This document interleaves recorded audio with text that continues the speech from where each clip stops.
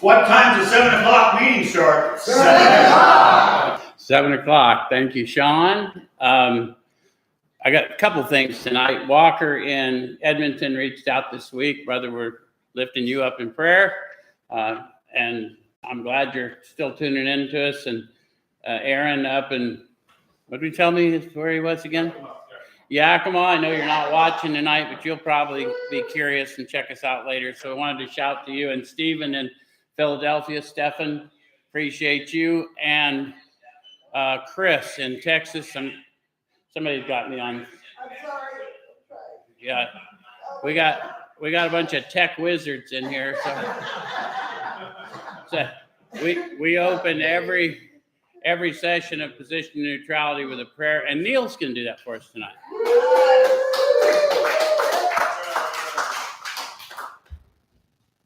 Hi, family. Lord, thank you for bringing us together once again in the McDonald home and across the satellites to hear your message. Please grant us the trust and the willingness and the humility to soar gracefully by your power and your will and your grace.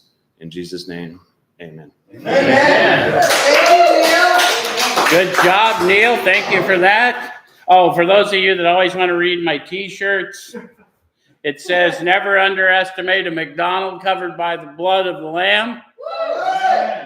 Covered by the blood of Jesus. In case y'all didn't know I knew his name. Anyway, and those of you who come from a less than biblical perspective, the reason you want to be covered in the blood of the Lamb is biblically in Revelation 12, Jesus tells the story to John about how he saw Satan cast down. And a matter of fact, I'll read it to you. Then I heard a loud voice in heaven say, now have come the salvation and the power and the kingdom of our God and the authority of his Messiah. For the accuser of our brothers and sisters who accuses them before our God day and night has been hurled down. They triumphed over him by the blood of the Lamb and by the word of their testimony. And the reason I wanted you to know that tonight is that's what 12 Steps about. Amen. His power, his love, his way of life. So if you want all the schemes of the evil one cast away from your mind, there's the gem. It's not a coincidence. Okay? So what we do here, if you haven't been here or haven't been online with us before, is we take a look at the suggested instruction for a step or so a week directly out of this book, and we use this book in 12-step recovery. Why? It works. Yeah, the process described by the authors of this book has been proven to work for addicts of the hopeless variety, addicts to alcohol and other substances. Yeah? Yes. So what we do here is I'll attempt to show you how I find my experience in the book and encourage you to have your experience with the book. We're not going to change it. We're not going to tell you what it means. I'm going to find my experience within their descriptive testimony. The book is called Alcoholics Anonymous, the story of how many thousands of men and women have recovered from alcoholism. And they attempt to describe the sensory experience of awakening in the spirit to a life source within us. Does that make sense? And so I'm going to show you how I find my experience. I'm going to encourage you to have your experience. If we both do our job, we will share a spiritual experience on this broadcast tonight. How many of you have been here before and can witness that happens? So those of you online can't see them raising their hands, but when we speak of a spiritual experience in 12-step recovery, we're speaking of a sensory experience, tangible. You'll feel it. And when you do, I'll know. And I'll call it to your attention because we would teach you to talk to you about the power we call God without giving you a demonstration of that power. The other thing we do here, so as not to confuse anyone that has religious prejudice, when I say God, they say power, because we're all seeking power to live. Yes? Yes. So we want to improve consciousness of that life within us. Yes? So that no one gets confused when I say God, power, they'll remind us that what we're really talking about is power from within. Yes? So tonight we're going to take a look at steps 5, 6, and 7. And they're found in chapter 6, little chapter called Into Action. Why'd they launch right into a chapter called Into Action? Yeah, why didn't they just go right into thinking? Well, there are people who will tell you change your thoughts and change your life. And that's absolutely true if your cognitive abilities are not impaired. But if you find that you have a mental disorder, you may not have functioning cognitive abilities. And so what they learned as peers is they had to act their way into better thinking. And then through discipline, they grew into consciousness, awareness of being aware of that power within, and then they were able to think more clearly. If you read the promises, you'll start to see the awakened spirit and the ability. We enjoy peace of mind. Well, we also enjoy clarity of mind, and then they encourage me to think. But before that happens, if I don't get renewed, I'm screwed. So I'm going to act my way into better thinking, and that's why the chapter is called Into Action. Does it make sense? All right, so starts out saying, having made our personal inventory, what shall we do about it? So how many of you listening to me had to wonder about what you were going to do about it, and how many of you had a guide showing you what to do about it? How many of you wondered about it until you finally found a guide and then humbled yourself to ask the guide, and then the guide showed you what to do about it? See, no one should know how to do this if they've never done it before. But we all get here thinking there's something we don't know that we should know, and then humility or the lack thereof keeps us from asking for the help we desperately need. Yes? So we're going to encourage you, please don't do that. The process requires, a humbling of myself to ask for help, a search within me, a confession of shortcomings. Those are all required by the process to grow in the awakening process of my spirit. Does that make sense? All right, so we've been trying to get a new attitude, a new relationship with our Creator, and to discover the obstacles in our path.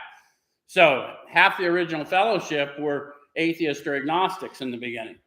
The other half were believers with some kind of whatever was going on with them. But how many of you why would I want a new relationship with a Creator I don't believe in? Anyone ever think about that? Because, it's a fair question, but again, that's why I asked for help. Someone explains to me, a peer, someone who's been where I've been and is now no longer captured there, is going to explain, I once thought and felt as you do, but I doubt I'd have made much progress had I not taken action. This is the action I took, and this is what I experienced as a result. And what they learned is that the world, although when we're in active addiction seems very oppressive, the world does not cause how I think and feel. It simply reflects how I'm thinking and feeling. So I'm really captivated within my body through my thoughts and emotions. And until I realize that world has no power over me and start growing in consciousness, then I can't get free of the bondage of my thoughts. Does that make sense? Yes. So the reason I would want a new attitude with my Creator is my Creator dwells within me. Main problem of the addict centers in the mind. The solution's found deep down inside. So neither the solution nor the problem are ever external to me. So I need a new relationship. How many of you had a difficult time in creation? Because that's why we come to recovery, right? Because we're having a difficult time in creation. We don't get here on a winning streak. So if you're having a difficult time in creation, they say, check in with Creator. Straighten out your relationship with Creator, creation straightens out. That's their witness. Make sense? Yes. Okay. So then it says they're going to discover the obstacles in their path. Does it make sense that you would want to discover the obstacles in your path to awakening and getting free of that bondage? Okay. So it says we've admitted certain defects and we've ascertained in a rough way what the trouble is. We've put our fingers on the weak items in our personal inventory. So have most of you either done an inventory or contemplated doing one or working on it? Okay, so you've got a rough idea. You've got your finger on some of the weak items. Okay, then that where we find ourselves, now these are about to be cast out. Now notice how they do not say, now we're about to cast these out. They're going to be cast out by the power found within me. Does that make sense? to the extent I follow through on the process that I've been shown. Yes? How many of you could quote the book, you could go to the meetings, but you couldn't stay sober? How many of you had the same experience with the church family? Knew what it said, just somehow couldn't quite get her done. Okay, so I'll tell you what they've always told everybody that's paying attention. It's not enough to know it, you got to do it. So this requires action on our part, which when completed will mean that we've admitted to God, to ourselves, and to another human being the exact nature of our defects. This brings us to the fifth step in the program of recovery mentioned in the preceding chapter.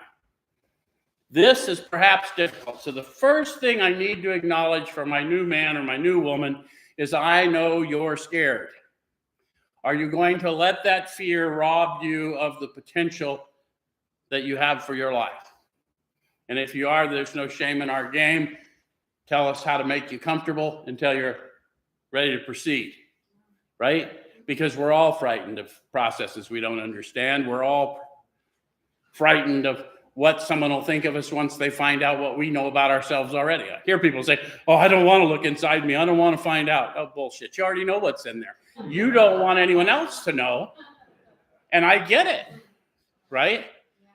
I've had a lot of shame, but I got to outgrow it. And the only way to it is through it.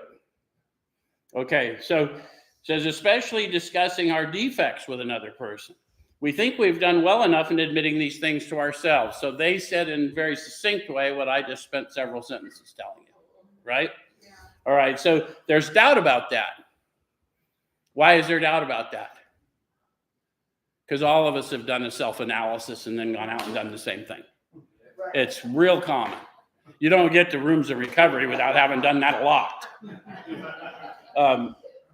So many of us thought it necessary to go much further. We'll be more reconciled to discussing ourselves with another person when we see good reasons why we should do so. So they're not asking you to do something that doesn't make sense. They're saying, we know you're scared. We know you don't want to do this. Let's give you some reasons why you might want to do it in spite of the fear. Fair enough? Which you guys as sponsors, that's what you're supposed to be doing. Feel them. Feel their fear, carry their fear, and then tell them why they should be doing it based on your experience. Otherwise, you're not using your peer experience to its utmost, yeah? All right, so the best reason first, if we skip this vital step, we may not overcome drinking. Yeah, I mean, did you come here to overcome your addiction or didn't you? Not everyone does. I mean, I don't assume that's the outcome they're looking for. Dude, I came to recovery many times just to fade a little heat. Anyone else know what I'm talking about? Look, I can get out of the house if I say I'm going to a meeting. And I know what's out there. And once I get out there, I won't give a damn what anyone at home thinks. Anyway. All of us come here with a past, is my point. So the best reason is if you're not here just joking around, then you ought to throw yourself right in the middle of it. Right? Okay. So if we skip this vital step, we may not overcome drinking. And then they tell of the experience. Time after time, newcomers have tried to keep to themselves certain facts about their lives. And for our purposes, everyone after Dr. Bob is a newcomer. We got people in this study 35, 34, 36 years sober. They're still here in a step study. And we got people 36 days. They're here in a step study, right? And the reason is we got perfectly functioning forgetters and really bad rememberers. Okay, so time after time, newcomers have tried to keep to themselves certain facts about their lives, trying to avoid this humbling experience. They have turned to easier methods. Almost invariably, they got drunk. I'm not saying it's going to happen all the time, but if you try and skip self-searching, leveling of pride, confession of shortcomings, then you're not going to develop the reduction of ego necessary to start really moving in the spirit, even though it seems contrary to your interests coming from where we come from. Does that make sense? All right, so having persevered with the rest of the program, they wondered why they fell. So how many of you did everything you were told to do, everything you thought you should have to do, and still ended up just spun like a monkey? People, what do you mean spun like a monkey? I mean the guy walking down the street like this. I'm spun like a monkey. Okay. Yeah, we all been there. We know. There is no rest of the program. If no one's ever told you, when I made the third step decision, I agreed to advocate for my brother and sister as long as I have breath in my lungs for a lifetime. So if I'm still sucking air, I should be advocating, not whining. Does that make sense? So there is no rest of the program. And that's why people, I don't have to do that. Well, no, you don't have to do any of it. But if you want to get free, this is what's required. The process requires it. Does that make sense? Okay, so says we think the reason is they never completed their house cleaning. A lot of people think they complete their house cleaning when they finally do an inventory, maybe do a fifth step. Nope, you've just identified it. The house doesn't get clean until I use that experience I discovered to help another. So the house cleaning goes on as I go out and serve, because I'm a better witness when I can see what they're going through and tell them, brother, I know that pain. And I'll tell you what I can do is I can carry it for you until you can carry it. But in the interim, we need to walk on through this place because this is a bad place to stay, right? All right, so they took inventory all right, but hung on to some of the worst items in stock. How many of you did that? Yeah, if you're trying to maintain old identities while you're trying to come into your new identity, you're going to have slow progress. That's all. So they only thought they had lost their egoism and fear. They only thought they had humbled themselves. Thought is in italics in the book. They did that intentionally. They had to change the typeset and everything back in the day. It wasn't a simple thing to do.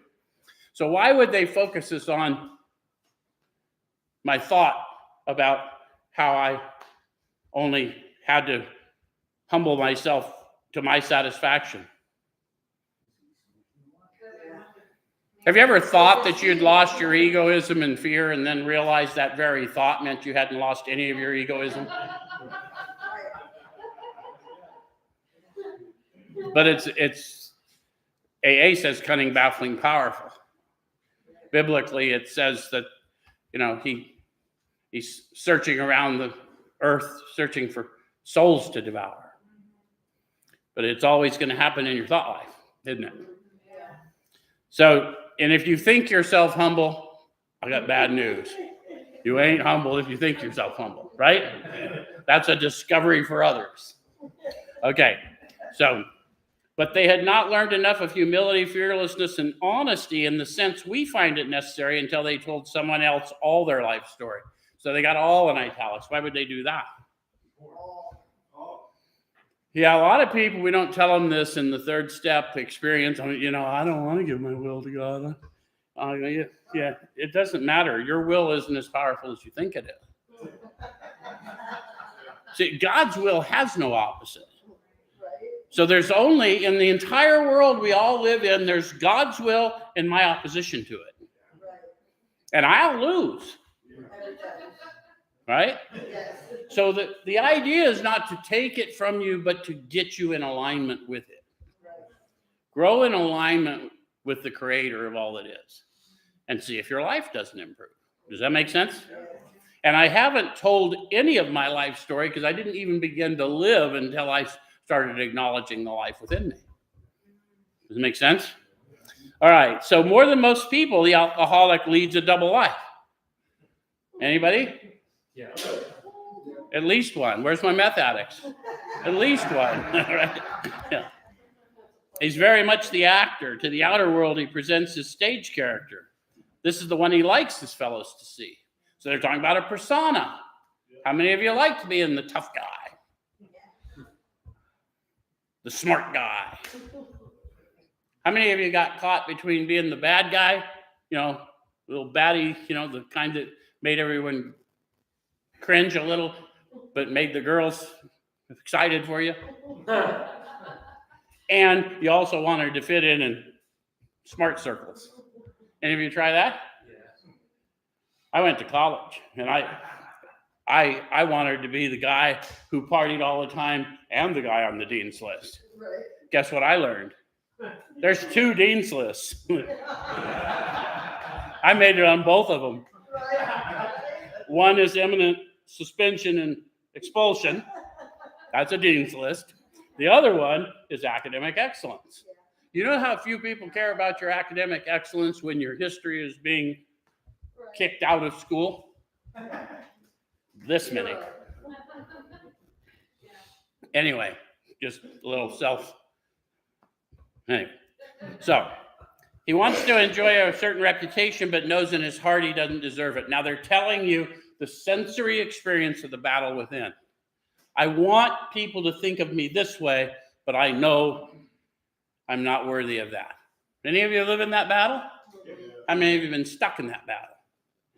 We want delivery. When we talk about relieve me of the bondage of self, that's precisely the battle I want to be relieved from. Does it make sense? All right, so the inconsistency is made worse by the things he does on his sprees. How many of you double down on, that's it, I'm going to play it straight, be good, and then twist off, and it goes all bad quick? Yeah. So coming to his senses, he's revolted at certain episodes he vaguely remembered. Anybody have any vague remembrances?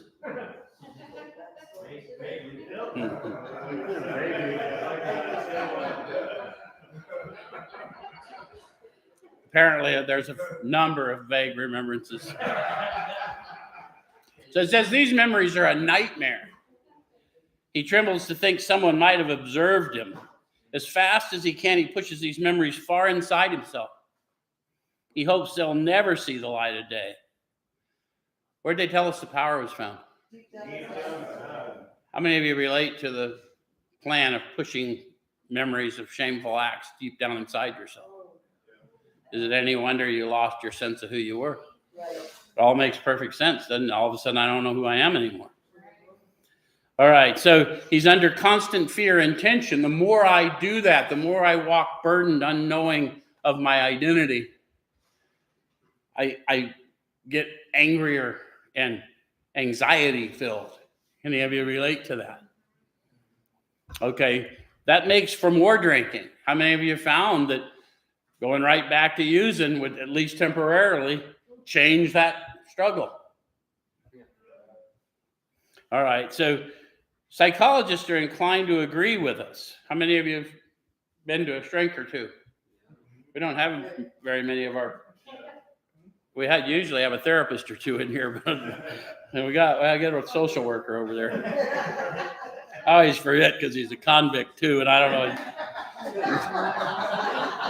I always see the convict and not the therapist. Anyway, so we've spent thousands of dollars for examinations. Anyone relate to them? We know but few instances where we've given these doctors a fair break. So what they're trying to say is, if you spent time with behavioral health professionals, did you tell them the whole truth? No. Did you follow their advice? No. Sometimes it depends on what their advice was. I found a guy that would tell me I should probably have a drink once in a while to calm down. Loved him. Anyway, so what they say is we have seldom told them the whole truth, nor have we followed their advice. So the reason I want everyone to consider that is why your power as a peer is the sacrifice that's already been made for you and the word of your testimony, not your opinion. So my opinion about your life carries no power whatsoever, and if it carries any at all, it's probably going to do more harm than good. But my lived experience about being raised from a scrap heap that I now find you in, that might have what they call depth and weight. Does that make sense? So we don't want to share our opinions with people. They tell us over and over. That's not why we're peers. We're not scholars. We're not saints. All I have is a lived experience of really wrecking my life and then getting delivered from a wrecked life. That's what I got. And it's powerful, but I just got to give credit where credit's due. Does that make sense? All right, so we seldom told them the whole truth, nor have we followed their advice. So that's us as a class. We pay thousands of dollars for informed medical opinions, lie to get those opinions, and then ignore the results of those opinions. Yep. So that's not our jam. As peers, our power is in what we've been through and who brought us through it. Does it make sense? All right. So unwilling to be honest with these sympathetic men, we were honest with no one else. How many of you found that to be true? You ever go and lie to the doctor and then get whatever the doctor is giving you, and then you have to lie to everyone else you ran into because of what the doctor gave you? Those of us that had pain med things going on, we were schooled in it, right? There were certain drugs that just didn't work on the likes of me. Yeah. So small wonder many in the medical profession have a low opinion of alcoholics and their chance for recovery. How many of you found that out? You go in and tell the doctor this is going on, that's going on. You go, yeah, this looks like drug-seeking behavior. Kind of the way you got the system set up, doc. Anyway, so we must be entirely honest with somebody if we expect to live long or happily in this world. So who's it going to be? Entirely honest with somebody. Yeah. Austin said it, to our own selves be true. The very first step in recovery, we learned that we had to fully concede to our innermost self. This is the first step in recovery. Does that make sense? Yeah. Now, sometimes I'm not capable of that, and that's why a brother that's been brought through it gives me the courage to take that step in owning who I have been. Yes? All right, so rightly and naturally we think, well, before we choose the person or persons with whom to take this intimate and confidential step. So how many of you were frightened to ask anyone to help, and you searched far and wide? I want to ask them, but I don't want to bother them. If you're sitting within the sound of my voice and you're still doing that, do yourself a favor. The humility required to get well is most badly needed when you first stick out your hand for help to some guide who can help you walk through it. And if you'll do that, you're already in step 12. You don't stay in one for 1 nanosecond. The minute you ask for help and they agree, you're already helping them more than they're going to help you. Does it make sense? Yeah. All right. So those of us belonging to a religious denomination which requires confession must, and of course, will want to go to the properly appointed authority whose duty it is to receive it. So what are they talking about? They're talking about a practice of confession. So if you have a religious practice of confession, by all means go to confession, but don't replace your AA practice with a standard confessional practice. You're going to need to go a little deeper for the purposes of what you're trying to accomplish. Does that make sense? And you guys do an AA, we meet lots of people that have pending charges. They're in situations where they can't discuss them or they're frightened to discuss them. They're going to want to talk to someone ordained. They are. Part of the reason why I got ordained, so people could talk to me. And because the kind of people I know just tend to have a past. Anyway. Though we have no religious connection, we may still do well to talk with someone ordained by an established religion for the reasons I just said. Because that confession, that getting started is protected. All right, so we often find such a person quick to see and understand our problem. Of course, we sometimes encounter people who do not understand alcoholics. How many of you have met your pastor at your church and you really love the pastor, but you realize when he tells you about his life, it does not sound like your life? So I can tell him all I want. It's not possible that he can see and understand the things I've seen and understand. Does that make sense? And there ain't no shame on him. He didn't have to go where I had to go. David talks in the Psalms about all the low places he went. I think I got more in common with David than I do with some. Anyway, I got friends in low places. They wrote a song about it. Anyway, if he cannot or would rather not do this, we search our acquaintance for a closed-mouth understanding friend. Guys, if you're starting to work with people, if you're working with men or women, you're trying to grow into a closed-mouth understanding friends. We all have to admit when we first get here, we're neither closed-mouth nor understanding. right? We may have control things and like to boss people around, but that's not what this is, right? So I'm trying to grow into somebody that people could logically confide in because of the power I carry. Right. Still has nothing to do with me. Does it make sense? Yeah. All right, so perhaps our doctor or psychologist will be the person. It may be one of our own family, but we cannot disclose anything to our wives or parents which will hurt them and make them unhappy. We have no right to save our own skin at another person's expense. Such parts of our story we tell to someone who will understand, yet be unaffected. So understand what? Unaffected by what?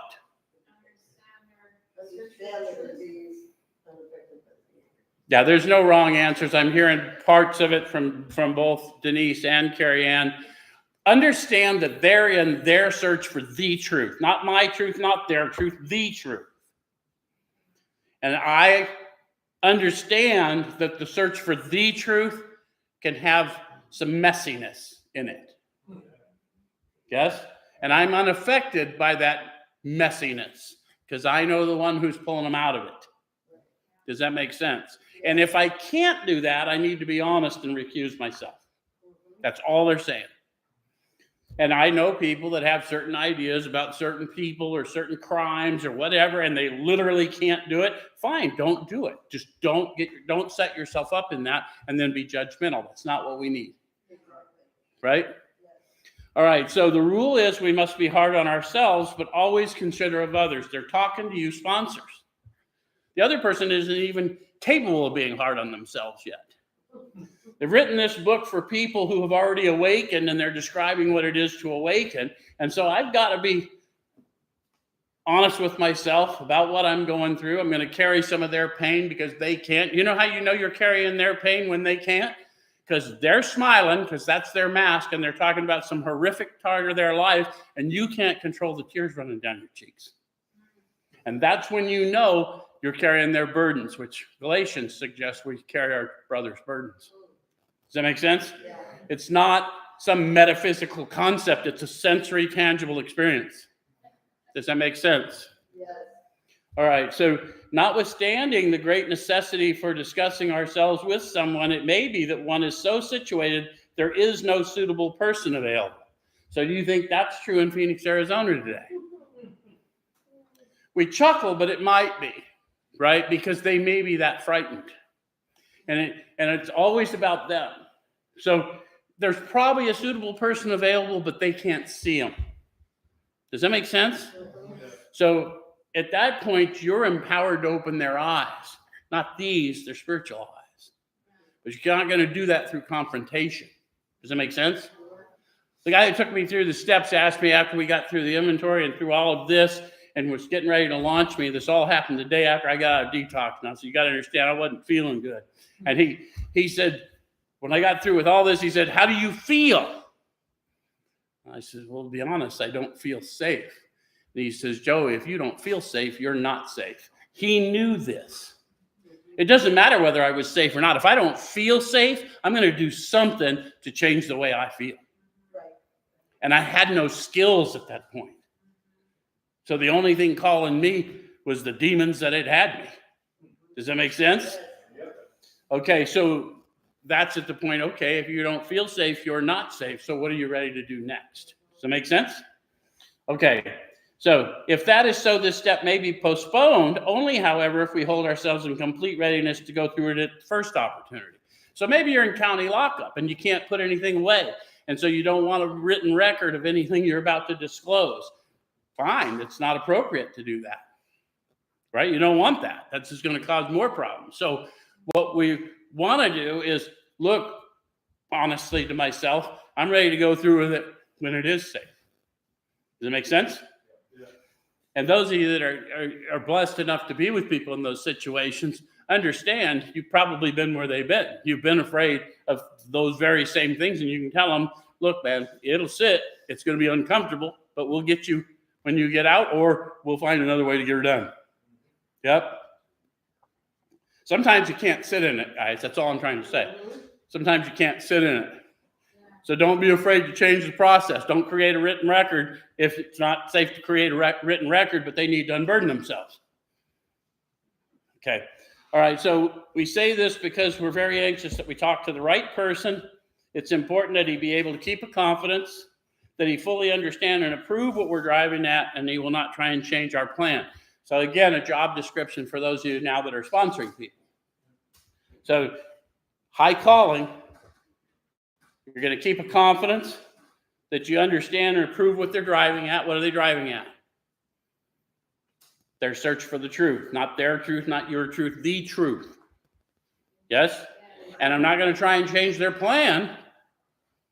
I may not agree with their plan. How many of you have heard a plan you didn't agree with? Now, I may advise against it, but I'll tell them it's just advice. But my lived experiences is selling that last 8 ball just to get yourself set up for sobriety could cause complications. You think I'm making shit up? I'm telling you a story I heard one time. And the next thing I knew, he had writing a letter in an orange suit on again. He says, I'll see you in a couple of years. I didn't catch a new case. You're carrying an 8 ball into a casino and you didn't catch a new case. Good thing you're living in grace. Anyway, but we must not use this as a mere excuse to postpone. When we decide who is to hear our story, we waste no time. Now they're talking to you that's sitting there on your inventory or you're thinking about your inventory. They're telling you once you've decided you're going through with it, hell or high water, you're going to go through with it. You're going to be demanding someone sit down and listen to me, someone show me how to do this. And if you're not there, why not? Ask yourself why you're not there. If I'm wasting time talking about the inventory I've been working on for 3.5 weeks, I'm lying. I've written lots of inventories. You know how long it takes? Not very freaking long. Not very long. If I know I need to unburden myself, you know how long it took when I needed to hook up and I found out that dude had a little something? I'll guarantee you, I wasted no time. So they're describing how bad you want it. They're describing the desperation of a drowning man. Question yourself if you don't have that motivation. Perhaps you do not understand the seriousness of your condition. Right. Don't make the people trying to help you call that to your attention. Be honest with yourself. Does it make sense? Yeah. All right, so we have a written inventory and we're prepared for a long talk. How many of you have had long talks? Oh, yeah. Yep. How many of you didn't have a written inventory? I shook so bad, I had the DTs so bad that I could not write. And thankfully, the guy that took me through the steps knew that. So he wrote. And he didn't have the education I had. So he said, talk slow and spell the words, Joe. So it took a long time. It was a long talk. But when I was done, he turned it around. He had written down every word and made sure he had properly spelled them. And I read the story of a man I didn't know. That's how fast that happened for me. It makes it vaguely, but I had just told the story. That's how fast that happened, just so you know.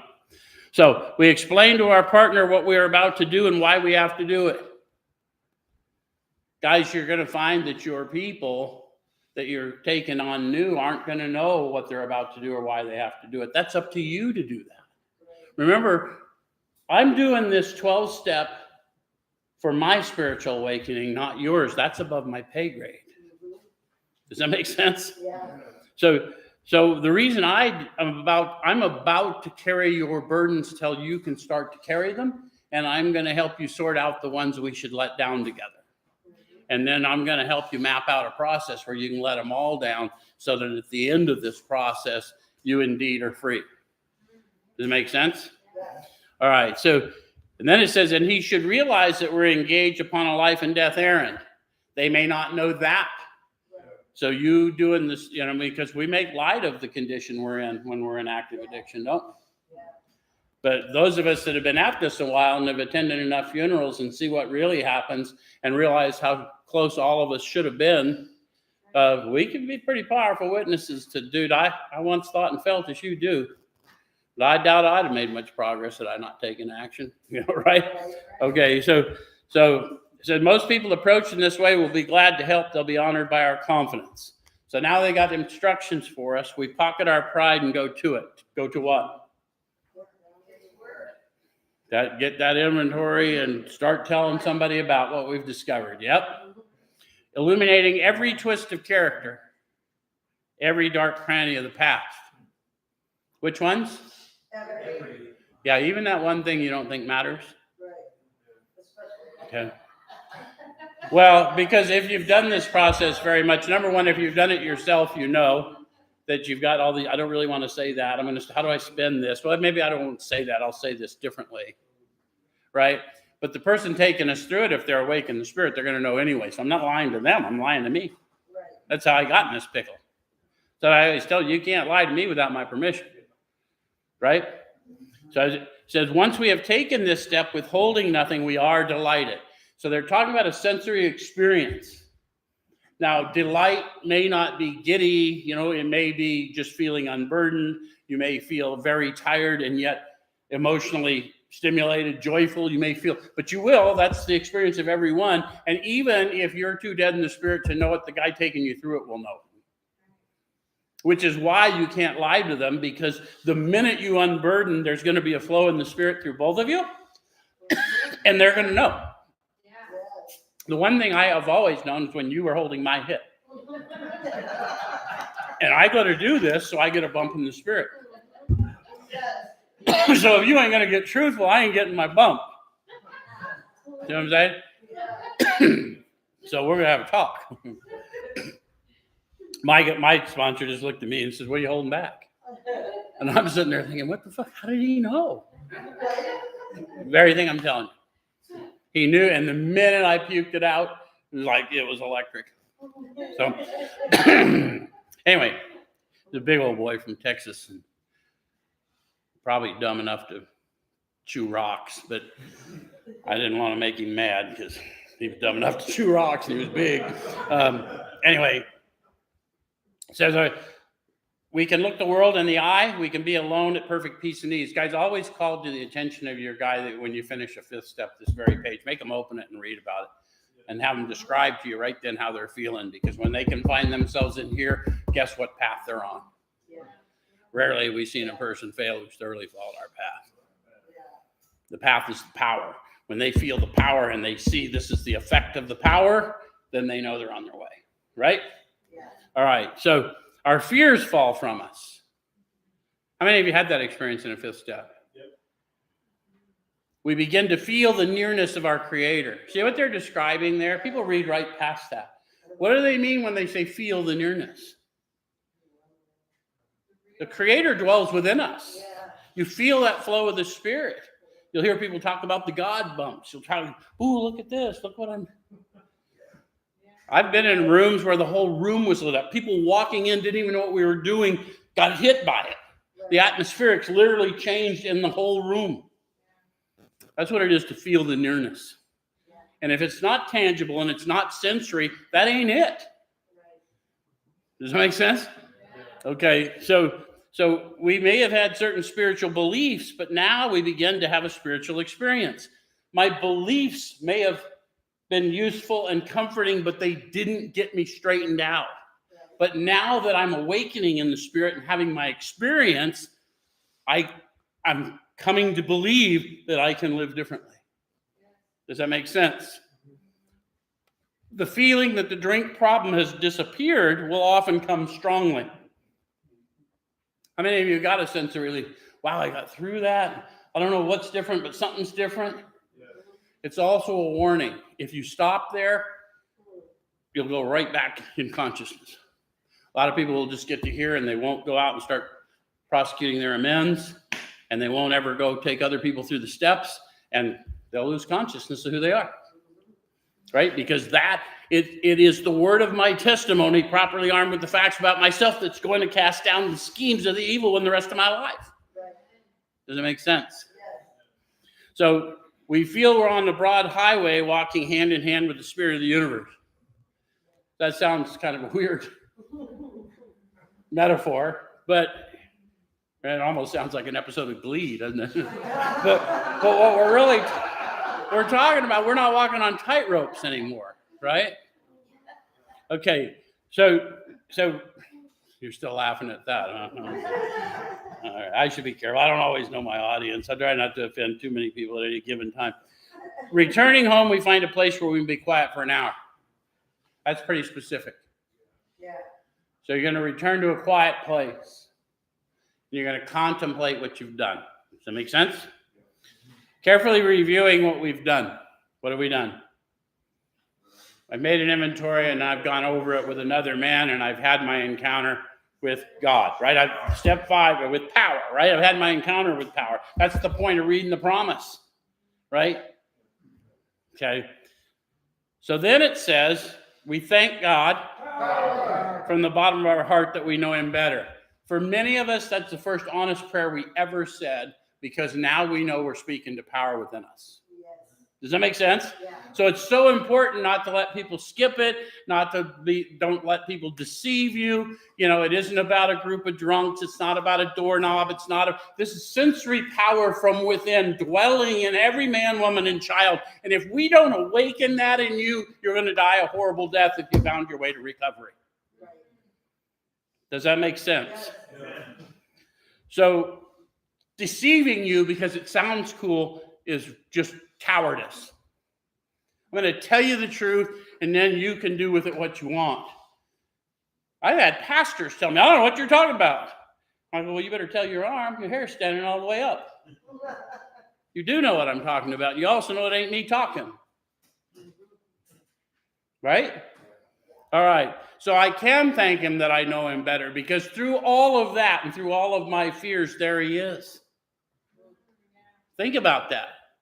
That's a celebratory moment. Taking this book down from our shelf, we turn to the page which contains the 12 steps. Carefully reading the first 5 proposals, we ask if we've omitted anything, for we're building an arch through which we shall walk a free man at last. Is our work solid so far? Are the stones properly in place? Have we skimped on the cement put into the foundation? Have we tried to make mortar without sand? All the metaphorical stuff you may not understand, but let's go to the 12 steps. Page 59. Step 1 says, we admitted we were powerless over alcohol, cocaine, methamphetamine, self-harm, fentanyl, whatever, heroin, right? We admitted we were powerless. Powerless when? Once I put it in my body, I'll experience cravings beyond my mental control, and I'll keep doing it until I run out. But even when I'm off for a while, I've got an obsession that draws me back to the spiritual release that I know can be found. Yes? So I'm powerless over it unless I gain access to power. Yes? Yeah. Okay, so we good with that admission? Then it says, dash, that our lives have become unmanageable. Now, most of us cop to that because our life in addiction became fairly unmanageable. But we got it twisted, right? The reason my life became so unmanageable is because it was always unmanageable, and I was managing it with methamphetamines and cocaine and alcohol. And when those things started to cause problems, then I had no management tool. Right? And they didn't even tell me what that was until I was starting to read about it in step 2. Prey to misery and depression.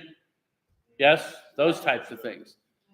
So I guess we better look at that. Everyone's looking at me like I got 2 heads. Let's go. Okay. So let's look at that. Why we shouldn't apply to our human problems the same readiness to change. We were having trouble with personal relationships. Anybody? Yeah, we have trouble with personal relationships. How many of you figured out people were just sucky? So you just decide to isolate. Anybody? Any isolators here?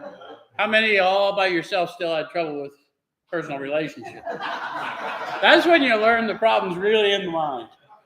Right? Like, there ain't nobody here but a parrot, Joe. And you're madder than hell. Okay. I had a parrot. His name was Boo Boo. He kept me company when I was homeless. He would bark like a dog, and that scared people. They thought he was possessed. And I didn't disabuse them of that notion. If they saw me and then they saw my parrot and they knew he was possessed, they left me alone. They didn't rob me when I was passed out. So that's just another little detail. But anyway, we couldn't control our emotional natures. How many of you had that issue? Yeah. Did you know that was not a symptom of your addicted condition, but a symptom of your human condition? Yeah. Gotcha.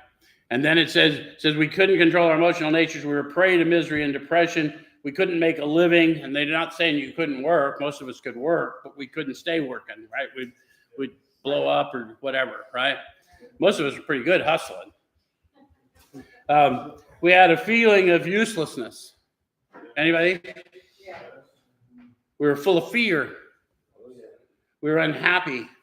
Couldn't seem to be of real help to other people. Notice the word real. All of us wanted to help people. They often didn't appreciate the help we were offering. True? But real help is just sharing an experience and pointing them to power. Does that make sense? Okay, so you relate to that? That's the unmanageability. So those things, we got those two things nailed down. So based on that, we're at step 2, came to believe. They imply a process, don't they? Right? It's not like this thing. There's going to be this process of awakening. It's going to be a process of coming to, right? You used to hear the old timers say, first we came, then we came to, and then we came to believe. So once I awaken and start walking in the power, and I become the hands and feet of the power, now I'm a believer. Does that make sense? I'm not a believer until that's happening. I'm just in the amen chorus. Okay, so came to believe that a power greater than ourselves could restore us to sanity. So what was insanity? The lack of proportion, the inability to think clearly. They talked about it a couple different times. Not the silly definitions you hear in fellowship rooms. I'm talking about what the author said. Appalling lack of perspective, right? My drinking doesn't hurt anyone but me, and I'm burning down the house and businesses and communities. Yeah? So it was an appalling lack of perspective. Yes? Am I right? Okay. So could restore us to sanity. So this power could restore me to sanity. And I'm going to start walking into that belief I want to have, that hope, that willingness, that whatever it is, that divine power. Yes? And then based on that, I made a decision. Now we're going to pull the blinders off. Made a decision to turn our will and our lives over to the care of God as we understood him. So we're going to call the power God, and that is not the same as you hear in your fellowship rooms. I'm sorry they say that. They've been misled. It is not a God of our understanding. That's never what they said. God as we understood him, and they're telling you clearly they understood this power to be tangible and sensory. Bill says the clean wind of a mountaintop blew through and through. I stood in the sunlight at last. They're talking about a transformation before your very eyes, through your very eyes. And then maybe it doesn't happen all at once in 1 second, but if you'll follow the process, it will happen. Does that make sense? Okay. When I talk about making a decision to turn over my will, I'm turning over my thoughts and my breath. People say life, they think, oh, your actions. No. It's far more intimate than that. It's your very breath. You're either an advocate or you're not. Does that make sense? So it's going to require power greater than me. Yes? Okay. Then it says we made a searching and fearless moral inventory of ourselves. And then we got to 5, admitted to God, power found within. To ourselves, I own this. That's who I've been. Yes? And this is what I'm willing to do to grow into something else. Yes? And then to another human being, my accountability partner. Yes? Maybe. Right? If I'm in it and they're in it, we're in it. Whoever 2 or more you got in my name, there I am in your midst. We're going to have power walk on out of here. Yeah? Okay, so we're there? All right, so now we're back to, I got to get to 76. If we can answer to our satisfaction, we then look at step 6. So if you're good to this point, that's where we are. Now we're going to look at 6. It says we've emphasized willingness as being indispensable. There's very little instruction around willingness or around step 6, and so people think they aren't any instructions and they go to other books, but the instruction's right here. Right? Willingness is indispensable. Are we now ready to let God remove from us all things which we've admitted are objectionable? So the entire instruction is let. I'm not going to do it. Don't tell people you're working on your defects of character. That just means you're polishing them. You're probably blind to them. Right? We don't even know what they are. It's the truth. We learn from other people what's defective. Right? How they respond, trying to be loving and seeing they're not receiving me as loving. That means I've got a defect that needs to be adjusted, and I can't adjust it. I thought it was an asset. So I'm going to have to follow through with the process. Confession of shortcomings, leveling of pride, growing in prayer and meditation, and then using this story of my redemption to redeem others. Does it make sense? Okay, so we have let's see. Are we now ready to let God remove from us all the things that we have admitted are objectionable? They're asking me that question. Am I ready? People will say yes, but really we're not ready for all of them to go at once. We're ready for some of them. So get priorities, what you're willing to do right away, what you'll do today, what you'll do in a little while, and what you really won't ever do, but you're going to keep praying to be willing. Because willingness is divine power. So you will grow in willingness if you ask for power long enough and you start serving. Make sense?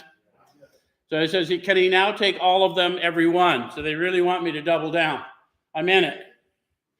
I'm not ready to do it all right now, but I'm ready to do it all someday, and I'm ready to start right now. That's what that means. Right?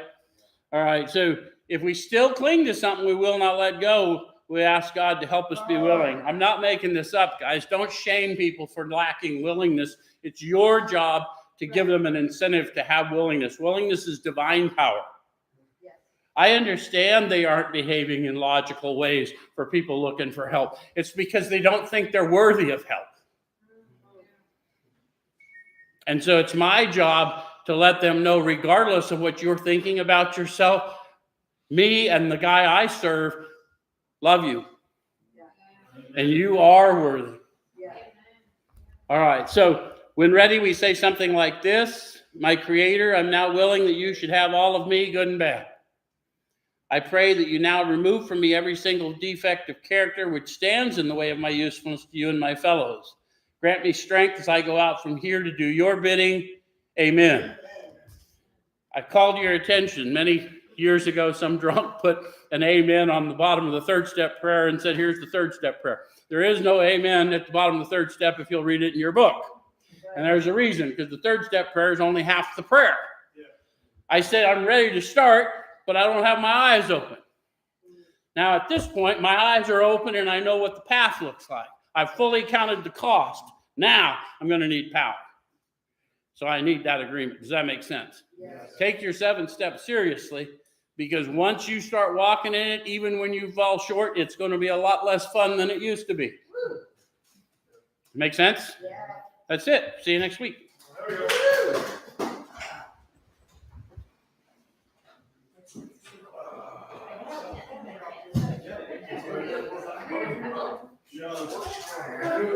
Yeah.